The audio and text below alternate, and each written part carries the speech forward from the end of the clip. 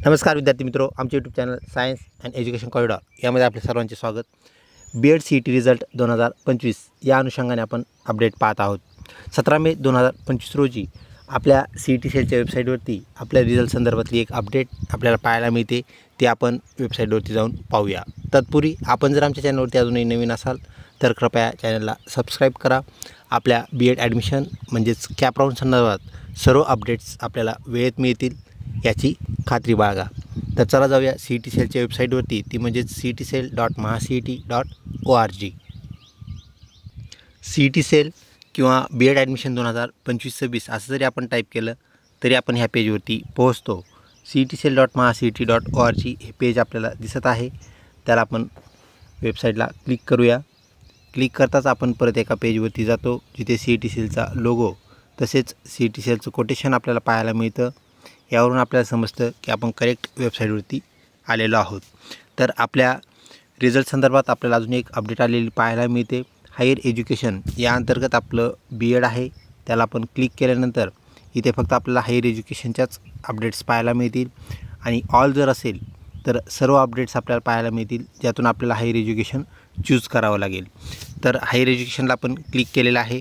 आपण पाहू शकता महा बीएड ELCT आणि त्यानंतर स्पेशलसुद्धा म्हणजे special BEd notice for Maha BEd and ELCT CET 2025 objection redressal म्हणजेच ऑब्जेक्शन ट्रॅकर जो आपण पाहिला होता पाठीमागील व्हिडिओमध्ये, तर ऑब्जेक्शन ट्रॅकरमध्ये शेवटच्या दिवशी काही प्रश्न तिथं अवेलेबल झाले, उपलब्ध झाले, म्हणजेच प्रश्न जे चुकलेले होते विद्यार्थ्यांनी त्या संदर्भात विचारणा केला असता CET सेलने आपल्याला त्याचं जे गुणदान आहे ते बदललेलं पाहायला मिळतं। आपण इथे जो आयकॉन आहे डाउनलोडचा त्याला आपण क्लिक करूया। CET सेलचा जो रिझल्ट आहे तो आज म्हणजे 17 मे रोजी लागणं अपेक्षित होतं, परंतु ह्या ऑब्जेक्शन रिॲड्रेसलमुळं त्यामध्ये आपल्याला डिले झालेला म्हणजेच उशीर होत असलेला पाहायला मिळतो। तर आपल्याला जो कालावधी दिला होता आपण इथे पाहू शकता, 25 एप्रिल 2025 वाज डिस्प्लेड द ऑफिशियल वेबसाईट। आपल्या वेबसाईटवरती काय केलं होतं तर ऑब्जेक्शन ट्रॅकरची सुविधा आपल्याला उपलब्ध करून दिली होती। Candidates who have appeared for Maha BEd ELCT CET and special BEd CET which was held between, तर आपल्याला दिलेला टाईम जो होता 26/4/25 ते 28/4/25 ह्या दरम्यान आपल्याला ऑब्जेक्शन्स द्यायचे होते। तर जे ऑब्जेक्शन्स मिळाले आहेत इथे त्यांनी दिले आहेत आणि ह्या ऑब्जेक्शनमुळे आपल्याला रिझल्टमध्ये आता काही बदल झालेले संभवतात, बदल झालेले पाहायला मिळतात। त्यांनी त्याचं विवरण दिलेलं आहे, कोणत्या प्रश्नामध्ये कसे बदल झाले आहेत। तर मेंटल ॲबिलिटी, त्यानंतर number of objections received and total number of unique objections IDs were approved and resolve. तर 6 ऑब्जेक्शन्स आले, त्यापैकी 4 रिसॉल्व झाले, म्हणजे 4 ऑब्जेक्शन जे आहेत ते करेक्ट ठरलेले आहेत। त्यानंतर 3 ऑब्जेक्शन आणि त्यातून 2 परत टोटल जे आहे 9 ऑब्जेक्शन्स, त्यातून 6 ऑब्जेक्शन्स हे सँक्शन झाले आहेत, अप्रूव्ह झाले आहेत, म्हणजे 6 प्रश्नामध्ये आपल्याला बदल झालेला पाहायला मिळेल। तर त्यानंतर ELCT बीएडमध्ये सुद्धा आपल्याला बदल झालेले पाहायला मिळतात। सेंटेन्स फॉर्मेशनमध्ये एक ऑब्जेक्शन घेण्यात आलं, ते रिझॉल्व झालं म्हणजेच ॲक्सेप्ट झालं। त्यानंतर फोनिक्समध्ये एक, ज्याला आपण भाषा उच्चारणशास्त्र असं म्हणतो, त्यामध्ये एक ऑब्जेक्शन आलं, त्यालाही सँक्शन करण्यात आलं। आणि फिगर ऑफ स्पीचमध्ये एक ऑब्जेक्शन आलं, तेही सँक्शन झालं, म्हणजे 3 ऑब्जेक्शनपैकी 3 ऑब्जेक्शन सक्सेसफुल ठरले किंवा रिझॉल्व झाले। तर असं एकूण हे 6 गुण किंवा 6 प्रश्न आणि हे 3 गुण किंवा 3 प्रश्न म्हणजे 9 गुणाबद्दल आता काय झालेलं आहे, आपला रिझल्ट आपल्याला बदललेला पाहायला मिळतो।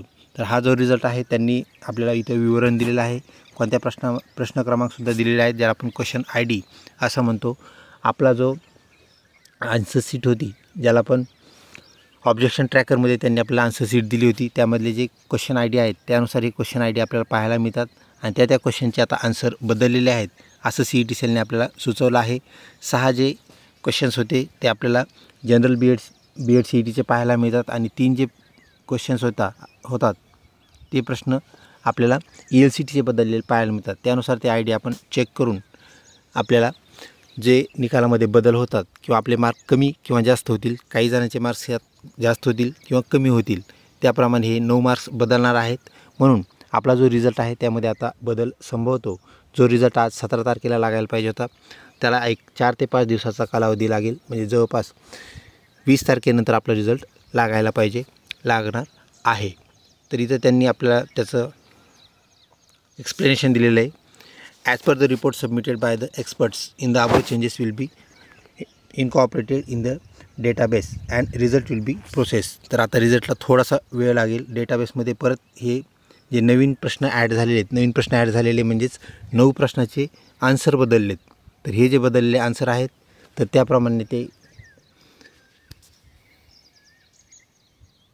गुणदान आपल्या CET सेलला आपल्यासाठी करावा लागेल, म्हणजेच आपला जो रिझल्ट आहे तो आपल्याला बदललेला पाहायला मिळेल. अशा प्रकारे आपल्याला काल CET सेलने जे इथे रिॲड्रेसल टाकलेलं आहे त्याप्रमाणे रिझल्ट लागायला थोडा वेळ लागणार आहे.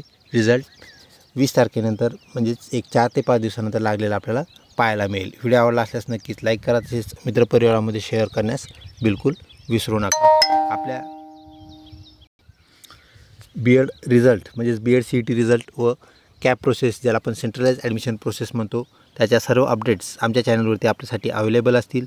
आपल्या कुठल्याही विचारणा असतील, प्रश्न असतील तर नक्कीच आम्हाला आपण कमेंट बॉक्समध्ये विचारू शकता, ज्याचा आम्हाला सोल्युशन देता येईल, उत्तर सांगता येईल.